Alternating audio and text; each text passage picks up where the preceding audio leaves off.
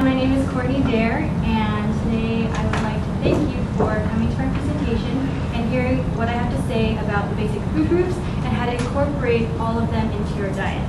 Now, let me ask you all a question first. How many of you know what the basic food groups are? That's awesome. Now, how many of you know the recommended serving size for each? Like how much each day you should have? All the nutrition majors for sure. So today I'm going to talk about my personal experience of not eating a balanced diet. I got sick a lot and I realized that I was eating foods from the same food groups and I was missing out on a lot of nutrients that I need to be healthy. So for my future presentation I'm going to be talking about these food groups, what they're comprised of, and the recommended portion sizes for each. And then to finish off my presentation I'm going to be showing you guys a simple recipe that incorporates 3 food groups all in one. Okay, so what are the basic food groups? We have grains, proteins, fruits, vegetables, and dairy. The grains are in 2 different subgroups. We have whole grains and refined grains. The whole grain, pretty much, as you can see here, it has the entire grain kernel. It has the endosperm, the bran, and the germ. And it's the better kind. The USDA recommends that half of your grain intake should be whole grains. And then we have the refined grains. There we go. It removes the bran and the germ. And then afterwards, most of them are enriched, meaning the B vitamins that were taken out during that removal process are put back in. So they're healthier. All right. So here are some examples of whole grains and refined grains. As you can see here, a lot of the whole grains still have everything intact. So like the whole wheat bread, the brown rice, oatmeal, and the refined grains are more refined. They're white, they are finer in texture, and that's why they refine them, and it also improves their shelf life. So that's why a lot of times these products last a lot longer on your shelf. Now the nutrients that are provided by these grains, there's dietary fiber, which helps regulate your bowel movements. It helps potentially lower blood cholesterol, like Chase said. And it also has B vitamins, which help with metabolism. Now that helps the body release energy from the proteins, carbohydrates, and fats that you consume on a daily basis. Here we have iron, and that carries oxygen to the blood. And magnesium, something you don't usually hear about every day. It's a mineral that's used in the bones, and it helps release energy from the muscles.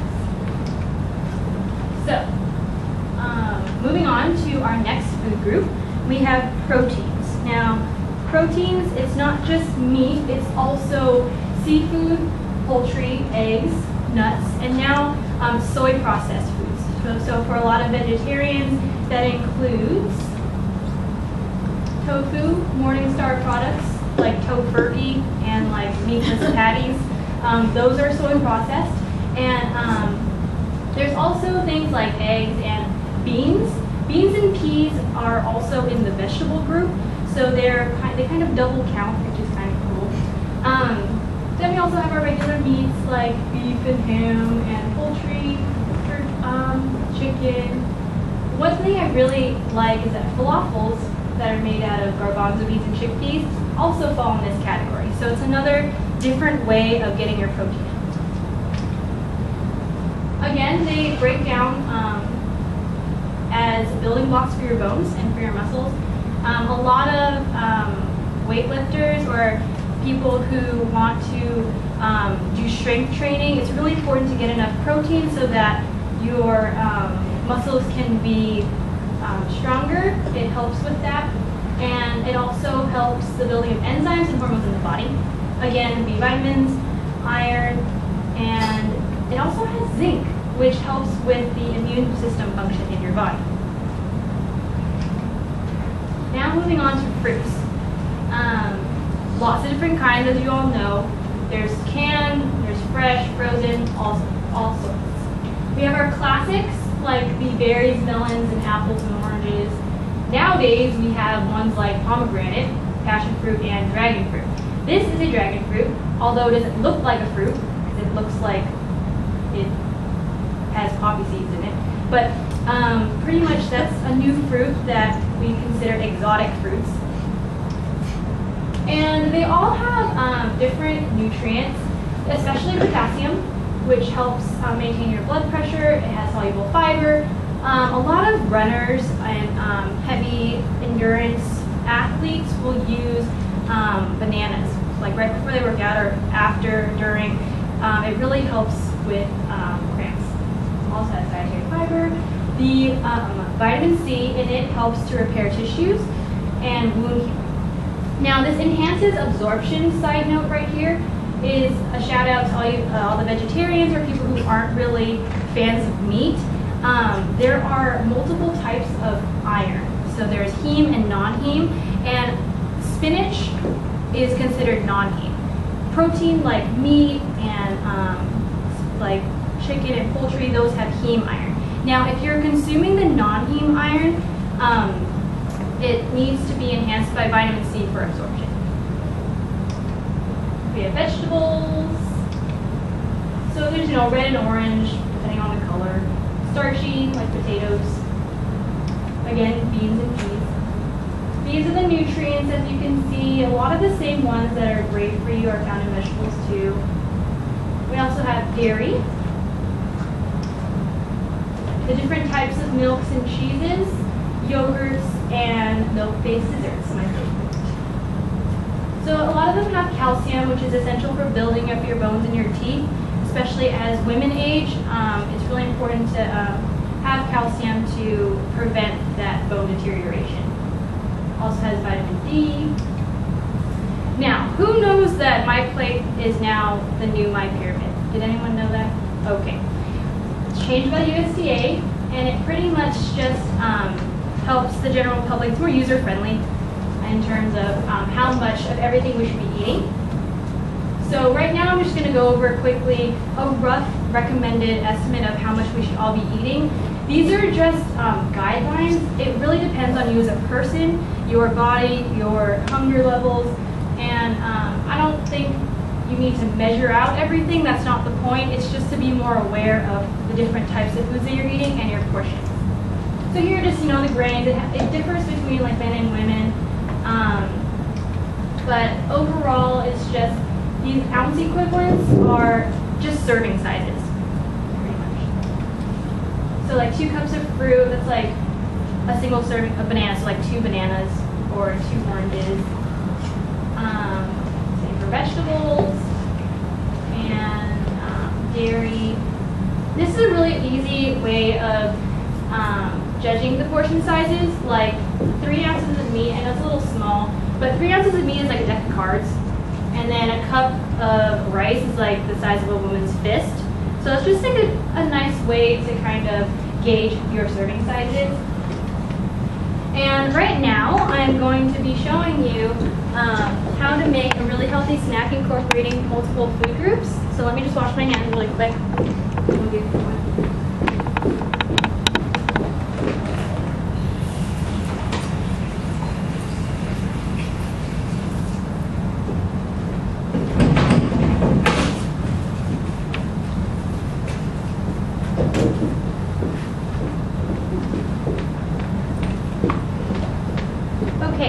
So we are going to be making ants on a log, and for me it's a childhood favorite that I grew up loving, and it was really the only way that I could eat my vegetables.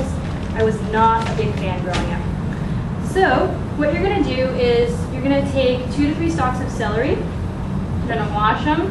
I've already pre-washed, and it'll always come with like these leaves and everything, but we don't really need that. So we're just going to go ahead and chop off the top and chop off the bottom. That aside. Can you all see? All right. So we're going to do that for both stalks. Now, this is really a general recipe. You can play around with it as you please. The bigger celery sticks you might want, like the pieces, you can make them bigger. It's totally up to you. I feel like real cooks don't have recipes, so all up to you and your preference. So after we cut them into nice pieces, what we're gonna do is take our peanut butter, and maybe you can even try Nutella if you like that too. I've never done that, but it sounds awesome. So what you're gonna do is just take like a little knifeful, and you're just gonna spread it across. Now if you love peanut butter like I do, you can kind of just slap it on, but for this purpose of it not spilling over, we're just gonna do a little bit. Then you're gonna take your raisins, which are gonna be like our ants, quote unquote.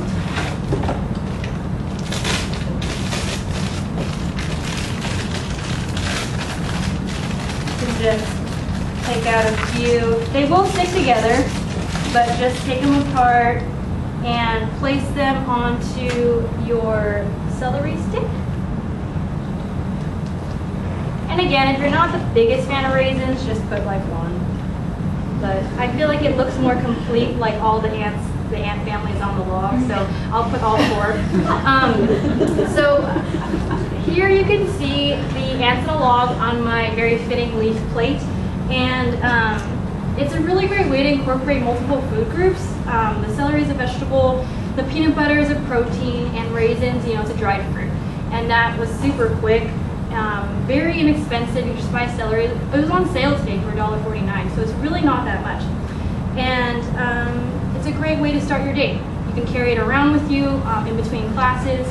And to close this presentation, I would really like to thank you all for listening. I hope that you have learned something new and are inspired to just make these little changes to be healthier. And again, I want to reiterate that these aren't rules. These are just guidelines. Every food is great. It's not good or bad, and in moderation and balance, you can enjoy your food, taste good, and even feel great after, and not feel guilty. So thank you so much. Do you guys have any questions? All right, thank you.